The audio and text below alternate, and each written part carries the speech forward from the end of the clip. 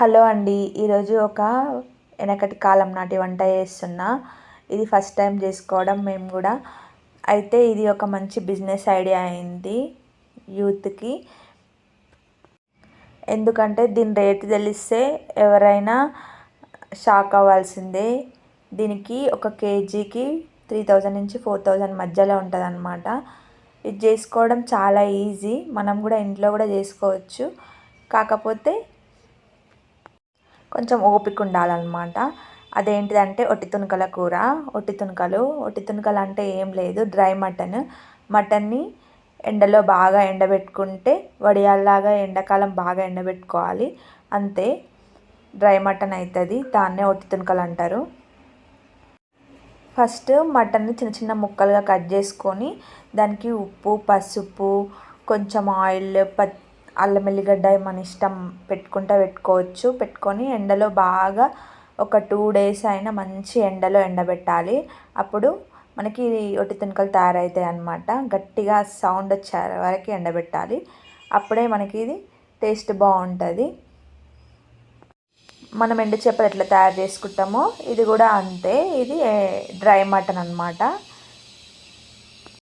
ఈ కర్రీ చేసుకోవడం కూడా చాలా ఈజీ. మనం మటన్ కర్రీ ఎట్లా వండుకుంటామో సేమ్ ఆ విధంగానే వండుకోవాలి.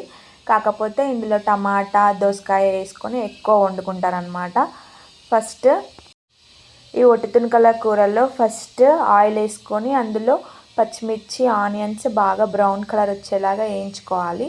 తర్వాత ఈ మటన్ని వేసుకొని దాన్ని కూడా బాగా ఫ్రై చేసుకోవాలి.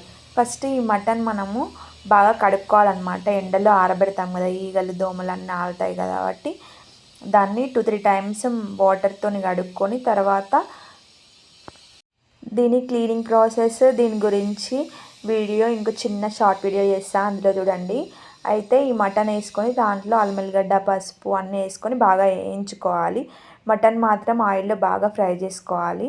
అట్లయితేనే టేస్ట్ బాగుంటుంది. తర్వాత టమాటాను కూడా వేసుకొని బాగా ఫ్రై చేసుకోవాలి.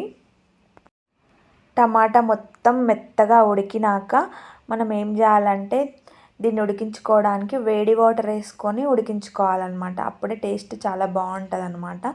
సో నేను పక్కకి కొన్ని వేడి వాటర్ పెట్టాను. ఆ వాటర్ అందులో వేసుకొని మటన్ని ఒక 15-20 minutes వరకైనా బాగా ఉడికించుకోవాలి.